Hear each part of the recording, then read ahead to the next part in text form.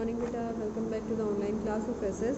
हम अपना chapter 11 revise करेंगे आज, जो कि ज्योग्राफी का फर्स्ट चैप्टर है और ज्योग्राफी के आपके 11 to 15 चैप्टर आपके एग्जाम में आएंगे।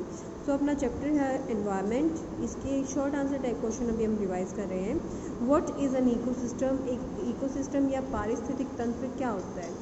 ये इट इज़ एन इंट्रैक्शन क्या होता है? जो हम संपर्क में आते हैं दूसरी चीज़ों के साथ, उनके साथ हमारा कुछ रिलेशन होता है, उसको हम इंट्रैक्शन कहते हैं। किसका? लिविंग और नॉन लिविंग थिंग्स का। किसके साथ? अपनी सराउंडिंग के साथ, कि कैसे वो एक दूसरे पर डिपेंड है। ठीक है, इसी हम इंट्रैक्शन को क्या कहेंगे? Ecosystem. What is ecological balance? पारिस्थितिक संतुलन क्या होता है? The balance is the transfer of energy and matter among the different components of an ecosystem is called ecological balance। एक इकोसिस्टम के जो अलग अलग घटक या तत्व हैं, उनमें जब ऊर्जा और जो पदार्थ हैं वो कैसे बैलेंस मात्रा में ट्रांसफ़र होते हैं। ये नहीं है कि किसी, अब सपोज करो फूड चेन की बात कर लेते हैं हम। अगर सपोज करो एक मेंढक है, वो छोटे इंसेक्ट को खाता है, मेंढक को सांप खाता है, सांप को बाज खाता है। अगर मेंढक कम हो जाएंगे तो क्या होगा? इंसेक्ट तो रहेंगे, इंसेक्ट की संख्या बढ़ जाएगी, लेकिन जो सांप हैं उनको भोजन नहीं मिलेगा, तो उनकी संख्या कम हो जाएगी। उनकी संख्या कम हो जाएगी तो सांप की संख्या कम हो जाएगी, तो बाज की संख्या भी कम हो जाएगी। तो इस तरह जो बैलेंस है वो बिगड़ जाएगा। तो जब एनर्जी और मैटर का जो ट्रांसफ़र, जो ऊर्जा का जो ट्रांसफ़र है, एक बैलेंस्ड वे में होता है, तो उसको हम इकोलॉजिकल बैलेंस कहते हैं। How does the various component of human environment interact with each other?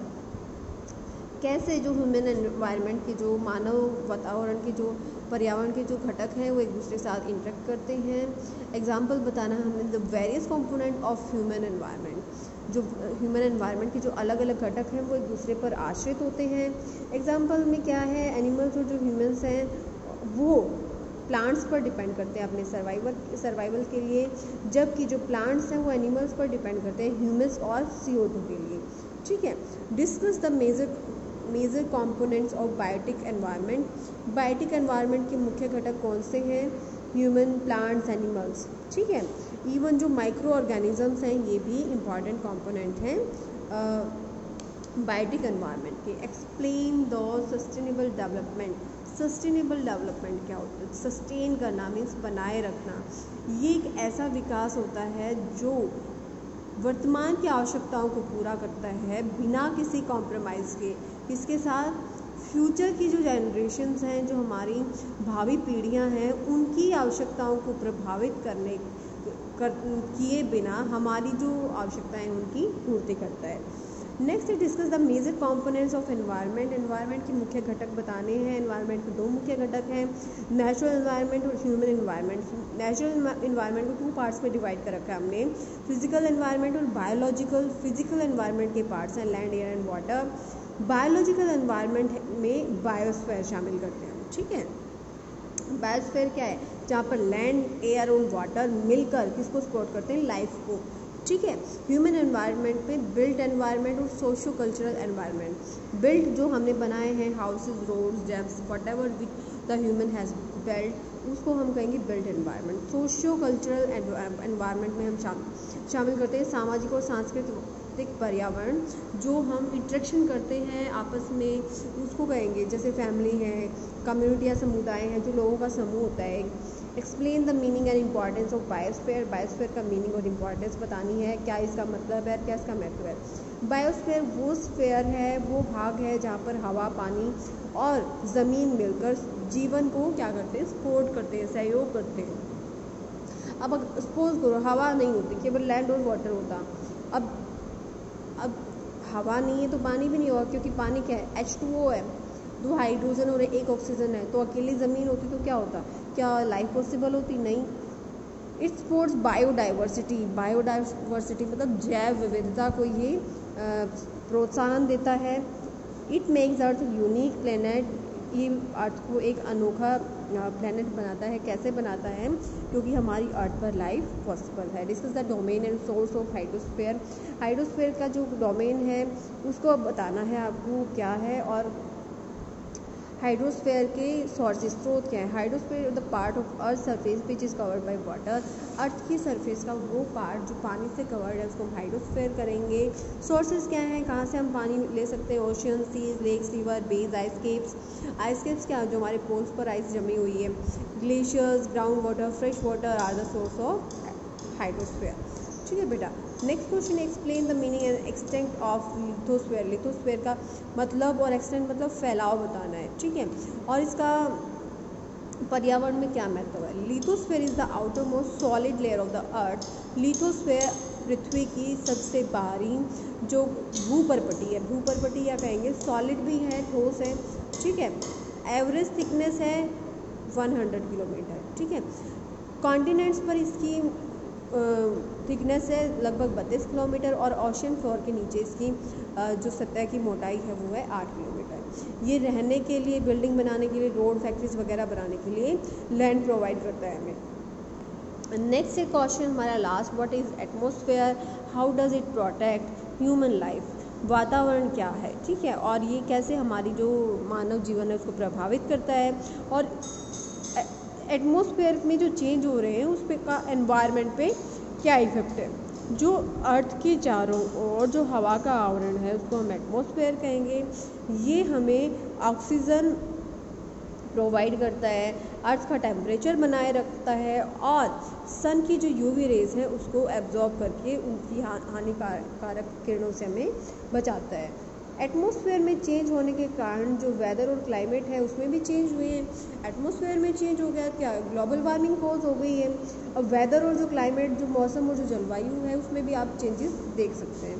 सो बेटा आपके क्वेश्चन आंसर यहाँ हो गए हैं। एक बार हम अपनी क्या कर लेते हैं, एक्सरसाइज भी कर लेते हैं। देखिए एमसीक्यूज हैं। Biosphere means lithosphere, hydrosphere, atmosphere means all of these. इसका आंसर होगा all of these which is not a component of human environment. Human environment में क्या, धर्म, परिवार, जो हमारे राजनीतिक संघ हैं उनको शामिल करेंगे। लेकिन लैंड क्या है, ये फिजिकल नेचुरल एनवायरनमेंट है। ठीक है, नेचुरल इकोसिस्टम कौन सा है? नहीं है एक्वेरियम, क्योंकि मैन मेड है। डेजर्ट, फॉरेस्ट और ग्रासलैंड ये अपने आप ही नेचर से बने हैं। Which is the human made environment? Human made environment है डैम, क्योंकि हमने बनवाया है। ठीक है, एनवायरनमेंट को खतरा क्या है? ग्रोइंग पॉपुलेशन, बढ़ती हुई पॉपुलेशन से खतरा है। बढ़ते हुए पेड़ों से थोड़ी ना खतरा होगा, बढ़ते हुए पौधों से या फसलों से। मैचेस कीजिए। बायोस्फीयर क्या है? बायोस्फीयर एक नैरो जोन जहाँ पर हवा, पानी और ज़मीन इंटरेक्ट करते मिलते हैं। एटमॉस्फेयर है blanket of air surrounding the earth. Hydrosphere क्या है? हाइड्रोस्फीयर डोमेन ऑफ वाटर है। और एनवायरनमेंट है हमारे चारों ओर का जो पर्यावरण है उसको हम एनवायरनमेंट कहते हैं। On which day World Environment Day is celebrated? Is on 5th June every year we celebrate World Environment Day. It is a trade in which goods are exchanged without the use of money. जब बिना पैसे के इस्तेमाल के जब चीज़ों को का लेन देन होता था उसको हम बार्टर सिस्टम कहते थे। जब हमारे पास पैसे नहीं थे तो उसको हम बार्टर सिस्टम कहते थे। Which domain exists between 5 miles above and 5 miles below the sea level? sea level के ऊपर 5 मील ऊपर और 5 मील नीचे कौन सा डोमेन है? वो है लिथोस्फीयर। ठीक है, लिथोस्फीयर मतलब जो हमारी ज़मीन है। Which among the following statement is incorrect? कौन सा स्टेटमेंट सही नहीं है? Land forms are found on ocean floor, पाया जाता है बिल्कुल। प्रोवाइड अस ब्रीजिंग लैंड, बिल्कुल देता है। फिर है the gravitational force of hold the temperature around atmosphere around it, ठीक है।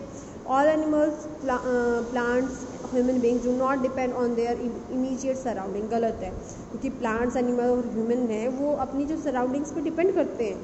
तो फोर्थ है गलत है। Domain of water is called hydrosphere, ठीक है। Environment is organized from French word environner, ठीक है। Which is a method in which sensible use of nature and resources, जो सस्टेनेबल डेवलपमेंट है उसका मतलब है रिसोर्सेज आएगा बेटा, नेचुरल रिसोर्सेज। नेचुरल रिसोर्सेज, जिसमें नेचुरल रिसोर्सेज का, प्राकृतिक संसाधनों का बड़ा ही ध्यान से इस्तेमाल किया जाता है। लिविंग ऑर्गेनिजम्स का जो रिलेशन है अपनी सराउंडिंग के साथ, उसको हम इकोसिस्टम कहते हैं। ग्रेट वैरायटी ऑफ लाइफ को हम जैव विविधता, ग्रेट वैरायटी ऑफ लाइफ, जीवन की विविधता को हम जैव विविधता कहेंगे, बायोडाइवर्सिटी। ठीक है, ये ट्रू फॉल्स आपके एग्जाम में नहीं आएंगे। फूड चेन क्या होती है? फूड चेन वो होती है a simple chain of feeding relationship between 3 और 4 ऑर्गेनिज्म, 3 से 4 जीवों के बीच में जो खाने को लेकर जो चेन होती है उसको हम फूड चेन कहते हैं। हाइड्रोस्फीयर मतलब जो various sources of water. Lithospheres क्या होगा हमारा? Solid crust and hard top layer of the earth. Ecosystem क्या रहेगा? Interaction between living organism with their physical and chemical factors. Blue planet इसका earth is called blue planet. तो बेटा आपका ये चैप्टर रिवाइज हो गया आज, इसको अच्छे से लर्न करें। आपको कोई डाउट है तो डाउट सेशन में क्लियर कर। So keep studying and have a nice day.